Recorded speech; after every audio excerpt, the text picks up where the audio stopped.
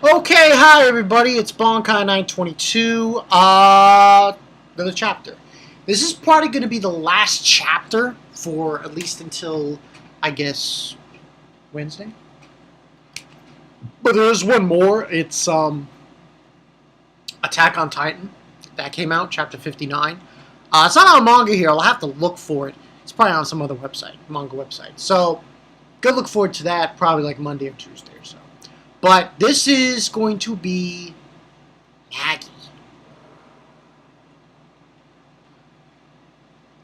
It was an interesting chapter. I mean, this is after the break, and after that, what the fuck with David? So, but this chapter did one thing though. Hey, Zero Sum, you're wrong. Sorry, I had to do you. Sorry, had to be done. Because we do find something interesting out in this chapter. Arba. She's her. It's her. She's the one. She's the one. Yes. She is essentially. But I mean, it's not 100% fact, but you can pretty much guarantee, well, to some extent, already see it in her eyes in this chapter. That she is the one who starts all thought.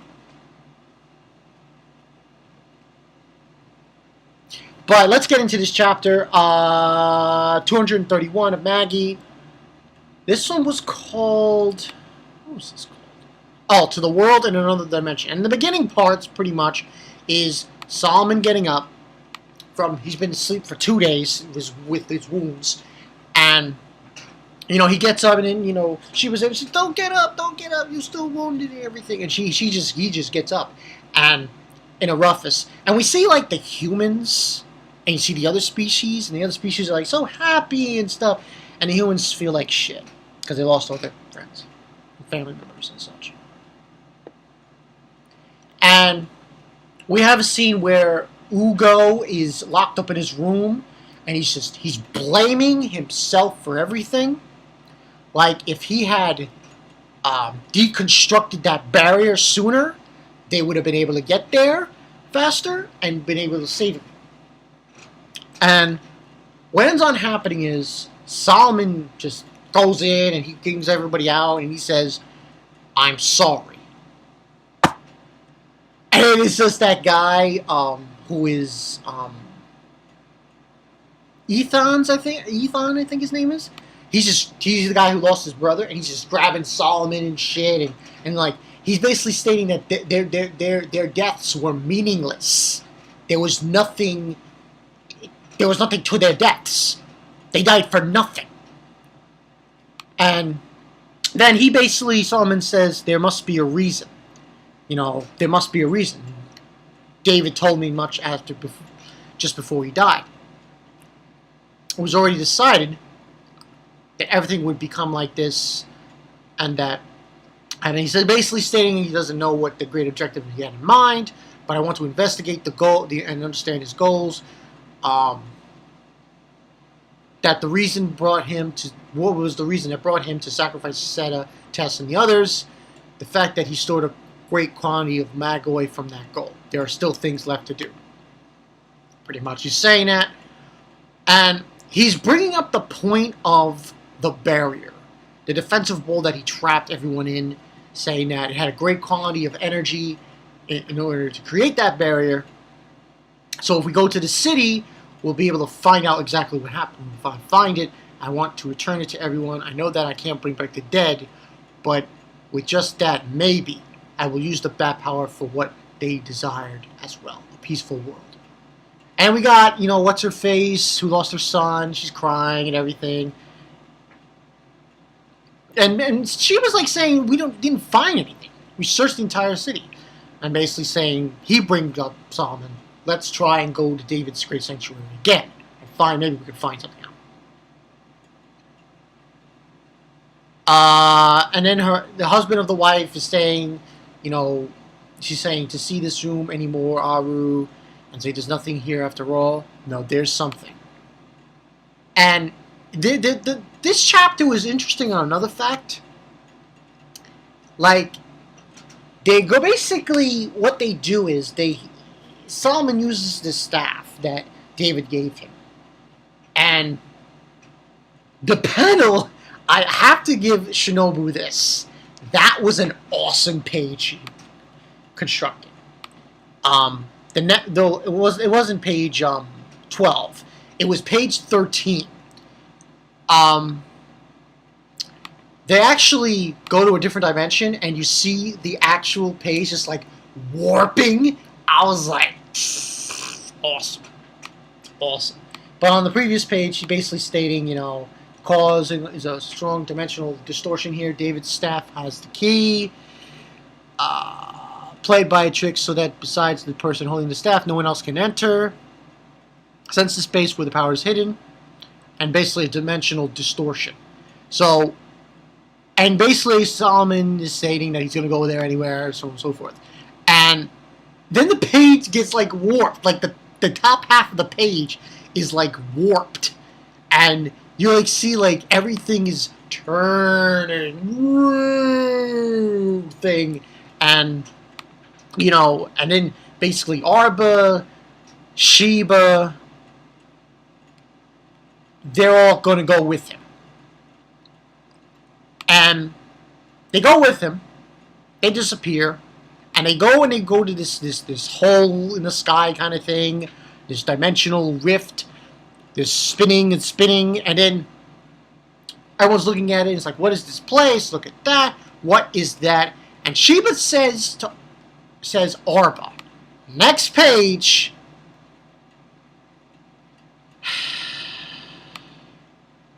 She's crying, and listen, you don't need any more confirmation of this. That Arba is, because this is what she says. She says, we finally meet our father. Is this creator of this world. Il Allah. And the way she is showing herself as is, come on. It doesn't take a genius to figure this out. She's on the one-way trip to the crazy bin. She's gonna betray Solomon. It's simple as that. You can see it happening. Just our father. Oh, I'm like, yeah. You obviously are going to fuck Solomon in the ass and betray him, and good to you. So then the rest of the chapter, pretty much, you have this incredible quality of Magi sticking out of that from that hole and saying this was the real form of the power David was hiding. Somehow he was able to open a hole that connected him to God and continued to rip the Magi directly from God's body. And then Bathsheba brings up the origin dragon said, in exactly like this, that there was someone who was going to try to kill God. And Arba saying, David, what have you done? God, you are in such a pitiful state. No man will steal from you anymore. And Ugo saying that we have effectively entered another dimension. The countless small black beings that swirl in this place are the Rook. So, and Solomon finishes off by saying, to bring me to this place, what did you want me to do, David? And that's the end of the chapter, and it's basically saying, what is David's real goal? Now, overall, this chapter pretty much just showed us what his was. He had a direct connection to God. And what this chapter also did was prove without a shadow of a doubt that Arba is going to betray Solomon. It's on the walls. It's on the wall. I see it. It's written here. It says, Arba is a bitch. Yeah? It's like, our father. Doesn't take a genius to figure out what she's planning. Now, still don't know, like, there's still some details to chisel out, to figure out exactly how it's going to go down. And also, what really is David's plan, what he wants Solomon to do. We don't know that yet. But what we do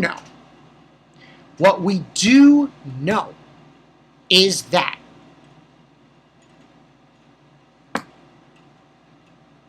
Arba obviously is cuckoo for father pups. So I did that there. But she's going to be crazy, and she's going to go into the dark side, and she's going to be on some Darth Vader shit. That's where it looks. And to Zero Sum, I say this, man. You should have seen the writing on the wall, too. You obviously were. We're seeing the big picture, man. Come on. You know it's going to be her. It's going to be Arba. I'm glad because I called it. Also, I'm glad it's not Sheba, because I pretty much figured out that Sheba was going to be. It seemed like the way they were doing it, she was going to be with Solomon. That was just the way it was. Now, I don't know. Is he? And the whole thing is like. That's the $1 million question. What was the point of David killing them, giving the staff to Solomon? Like, was that necessary? Was that sacrifice really necessary? I just wonder about it. Now, hopefully next week we get some answers on that and what he wants David wants Solomon to do. I think maybe he wants him to save God? Because I can't see it like David wanted Solomon to kill God. That would be the opposite. Maybe he wants him to purify him, because as you can tell by that last page, well, it's white, but maybe he wanted him to stop or to use the staff to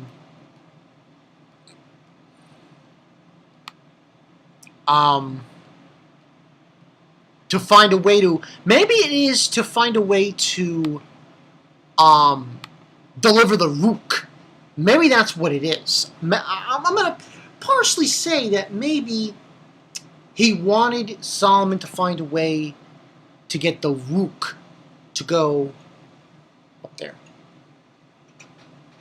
Just a suggestion, because I feel like that might happen.